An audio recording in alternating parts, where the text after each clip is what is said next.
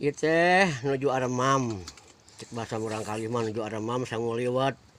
Dina raraga ngadamel saung kanggo latihan silat. Anu diinstruksikeun kedah dimumule cenah paguron teh seni budaya Pancasilat teh. Tah eta teh nuju ngadamel saung. Mugia kauninga ku pararengrengan anu aya di laluhur. Wah, nya di laluhur pisan merenang rengrengan mah. Tah eta teh nuju ngadamel saung. Pamugi we kareret kitu nya ku basa ku bangsa inhong teh. Ieu ngamumule teh tos hampir kana 4 tahunna. Wah, tos pada hari Agustus teh pemerintah teh naon ngabagiakeun, aya ngabagiakeun mah. Tapi henteu jeung darana meredanana dala. Eta nu rada riwang teh.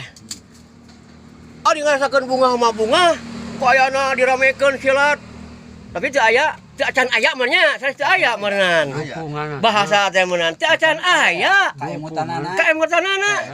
Gitu di pemerintah setempat teh. Mugi awe urang dungakeun ku urang ku baca Fatihahnya jeung kulhu. Kugana ku Fatihah jeung kulhu mah kadomrag. Manahna teh dirojoy hayang ka urang ieu nyumbang.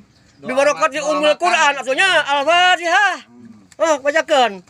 Mengareueuk mugi meunang ka Lauhul Mahfuz. Kieu mah jong men. Ancap.